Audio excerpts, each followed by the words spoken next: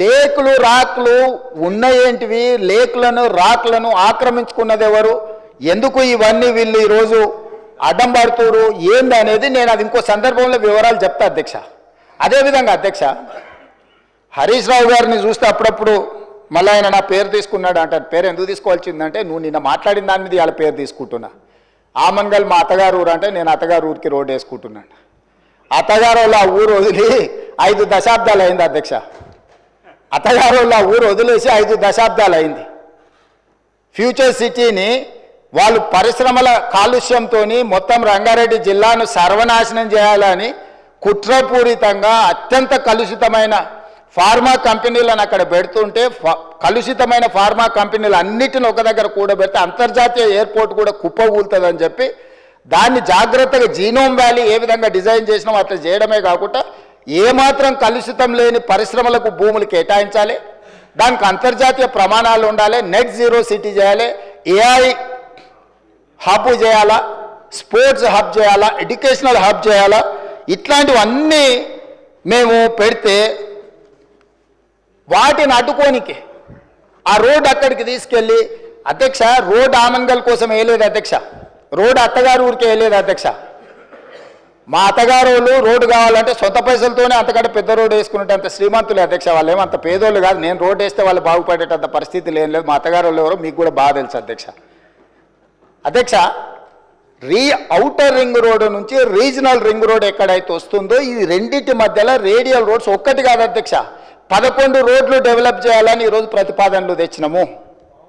ఇవాళ ఒక్కటే మేము అక్కడ కొంగర కళా నుంచి ఎగ్జిట్ రోడ్లో తీసుకొని ఫ్యూచర్ సిటీని టచ్ చేసుకుంటే 90 డిగ్రీస్ స్ట్రైట్గా తీసుకున్నాం.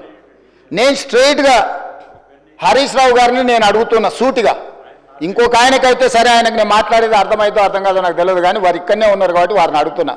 ఈరోజు అభివృద్ధి వద్దా, రీజనల్ రింగ్ రోడ్డు నిర్మించాలన్నా వద్దా, రేడియల్ రోడ్స్ వేయాలన్నా వద్దా, ఫ్యూచర్ సిటీ కట్టాలన్నా వద్దా, మూసి రిజిన్యువేషన్ ప్రాజెక్టు మూసి పునరుద్ధరణ ప్రాజెక్టును చేపట్టాలన్నా వద్దా, పరిశ్రమల కోసం భూములు సేకరించి పరిశ్రమలకు కేటాయించి తద్వారా పెట్టుబడులను ఆకర్షించి తద్వారా రాష్ట్రాన్ని అభివృద్ధి చేయాలన్నా వద్దా, 10 సంవత్సరాలు ప్రభుత్వాన్ని నడిపిన మీరు 10 సంవత్సరాలు తెలంగాణను ప్రపంచానికి ఒక మోడల్గా డెవలప్ చేసినమన్న మీరు ఎక్కడ కూడా భూమి సేకరించకుండానే మీరు చేసిండ్రా?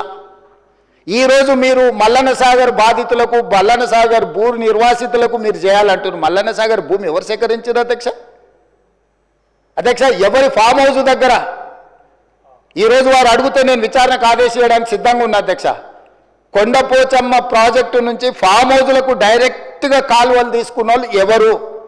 ఈరోజు కట్టుకున్న రిజర్వాయర్లు అది రంగనాయక సాగరా, లేకపోతే కొండపోచమ్మనా, లేకపోతే మల్లన్న సాగరా? ఎవరు భూములు కొనుక్కున్నారు, ఎవరు ఫామ్ హౌజులు కట్టుకున్నారు, ఎవరి ఫామ్ హౌజులకు ఆ రిజర్వాయర్ల నుంచి నీళ్లు పోతున్నాయి, రోడ్లు ఎవరు వేసుకున్నారు? ఈరోజు నాకు కానీ నా కుటుంబ సభ్యులకు కానీ నేను ప్రభుత్వం వచ్చిన తర్వాత 1 ఇంచు భూమి అయినా ఎక్కడైనా మేము కొనుక్కున్నామా?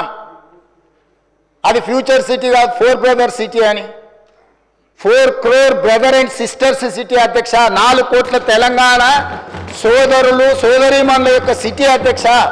That is our future.